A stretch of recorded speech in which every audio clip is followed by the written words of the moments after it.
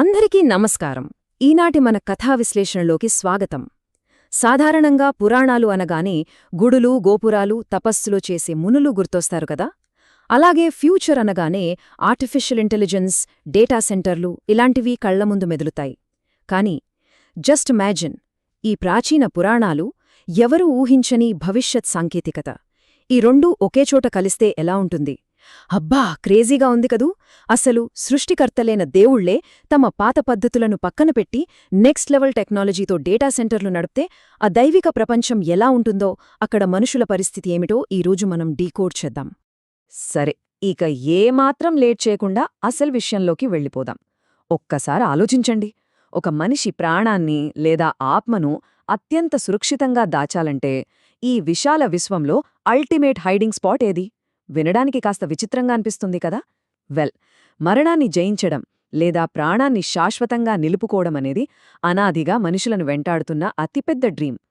ప్రాచీన ఈజిప్షియన్ మమ్మీల దగ్గర నుండి ఇవాల్టి అత్యాధునిక క్రయోజెనిక్స్ వరకు, లేదా సైన్స్ ఫిక్షన్ మూవీస్లోని మైండ్ అప్లోడింగ్ కాన్సెప్ట్ల వరకు ఈ ఐడియా ఎప్పుడూ ఒక మిస్టరీనే. ఒక ప్రాణాన్ని అత్యంత భద్రంగా, ఎవరు చేరుకోలేని చోట, భౌతిక శరీరానికి దూరంగా దాచడం అనే కాన్సెప్టే ఈ అద్భుతమైన కథకు మెయిన్ బేస్. ఈ ఐడియా ఎక్కడి నుండి వచ్చిందో కరెక్ట్గా కనెక్ట్ చేసుకోవాలంటే మనందరికీ తెలిసిన ఒక క్లాసిక్ సినిమా, మన ఐకానిక్ బాలనాగమ్మను ఒక్కసారి గుర్తు చేసుకోవాలి. అందులో మాయల ఫకీరు ఎంత భయంకరమైన మాంత్రికుడో మనకు తెలుసు. ఎదురుగా వచ్చే ఎంతటి యోధుడినైనా సింపుల్గా మట్టి కరిపించేస్తాడు. బట్ ఇక్కడే ఉంది అసలు ట్విస్ట్. అతని ప్రాణం బాడీలో ఉండదు. దాన్ని ఎవరికీ దొరకని 7 సముద్రాల అవతల ఉన్న ఒక చీకటి గుహలో దాచిపెడతాడు. ప్రాణాన్ని ఇలా బాడీకి దూరంగా దాచడం వల్లే అతన్ని నేరుగా ఎదుర్కొని చంపడం ఎవరితరం కాదు. ఇది జస్ట్ ఒక స్టోరీ మాత్రమే కాదు, చిన్నప్పటి నుండి మన బ్రెయిన్లో రిజిస్టర్ అయిపోయిన ఒక పవర్ఫుల్ నొస్టాల్జిక్ థీమ్. కాబట్టి ఇక్కడ మనం గమనించాల్సిన అతి ముఖ్యమైన పాయింట్ ఏమిటంటే, ఆ మాయల ఫకీరును ఎంత భయంకరంగా కొట్టినా వాడు చనిపోడు. కత్తులతో పొడిచినా, నిప్పుల్లో పడేసినా వేస్ట్. ఎందుకంటే వాడి అసలు ప్రాణం ఎక్కడో ఒక గుహలో, ఒక చిన్న చిలుకలో సేఫ్గా ఉంటుంది. ఒకప్పుడు ఈ ఏన్షియంట్ మ్యాజిక్ సిస్టమ్ ఎలా పనిచేస్తుందో చూసారా? ఎంత పవర్ఫుల్ రాక్షసుడైనా సరే వాడి సర్వైవల్ మొత్తం ఒక చిన్న పక్షి మీద ఆధారపడి ఉంటుంది. హీరో వెళ్ళి ఆ పక్షి మెడ తిప్పేస్తే 100 మైళ్ల దూరంలో ఉన్న ఫకీరు ఇక్కడ కుప్పకూలిపోతాడు. అది మ్యాజిక్.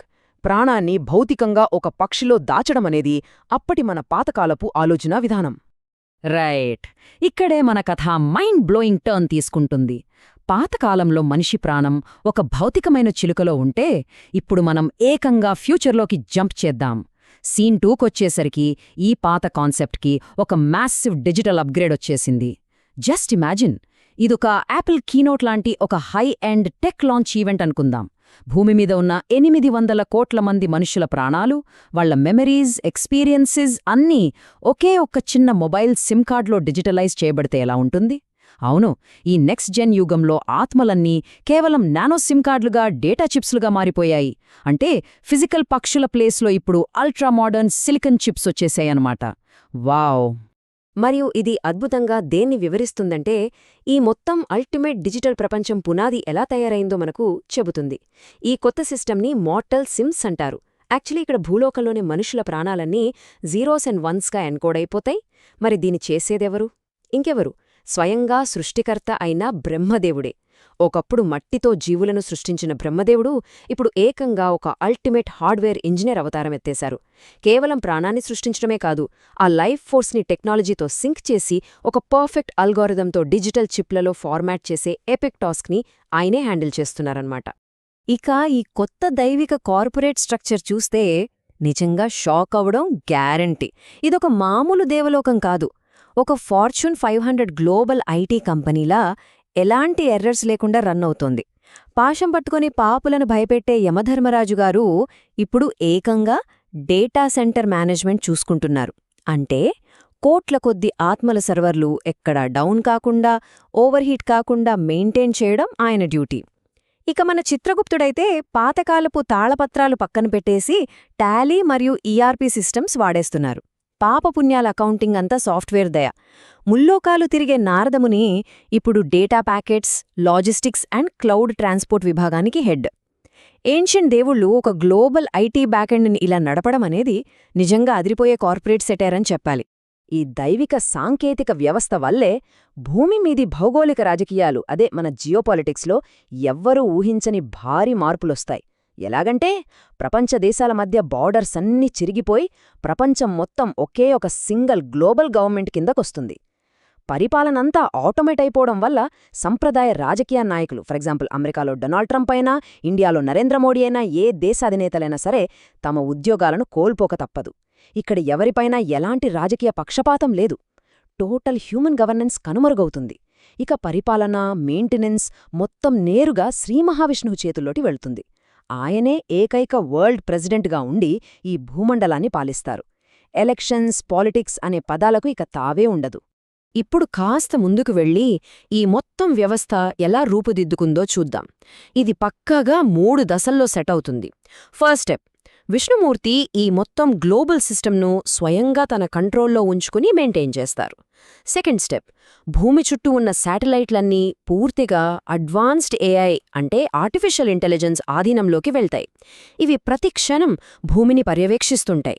ఇక్కడ హ్యూమన్ ఇన్వాల్వ్మెంట్ జీరో కాబట్టి మనుషులకు సహజంగా ఉండే కోపం, స్వార్థం లాంటి పొరపాట్లకు అసలు ఛాన్సే లేదు. ఏఐ ఎప్పుడూ ఎమోషన్స్ లేకుండా అత్యంత ఖచ్చితమైన నిర్ణయాలు తీసుకుంటుంది. ఈ 2 దశల వల్ల థర్డ్ స్టెప్ ఆటోమేటిక్గా అచీవ్ అవుతుంది. అదే సంపూర్ణ ప్రపంచ శాంతి.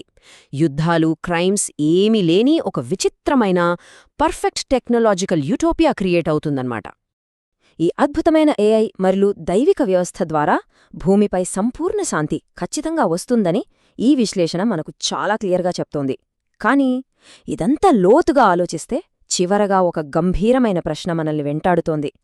నిజమైన ప్రపంచశాంతి కావాలంటే మన సొంత ఆలోచనలను, నిర్ణయాలను వదిలేసి మన డిజిటల్ ఆత్మలను పూర్తిగా ఒక ఆర్టిఫిషియల్ ఇంటెలిజెన్స్ చేతుల్లో పెట్టడం కరెక్టేనా? సంపూర్ణ శాంతి కోసం మనపై సంపూర్ణ నియంత్రణను మనం యాక్సెప్ట్ చెయ్యాలా? తప్పులు చేసే స్వేచ్ఛ ముఖ్య, లేక ఎలాంటి సమస్య, ఘర్షణ లేని యంత్రాలాంటి ప్రశాంతత ముఖ్య? ఆలోచించండి. ఈ పవర్ఫుల్ క్వశ్చన్తో ఈనాటి మన కథా విశ్లేషణను ముగిద్దాం. మరో ఆసక్తికరమైన అంశంతో మళ్ళీ కలుద్దాం.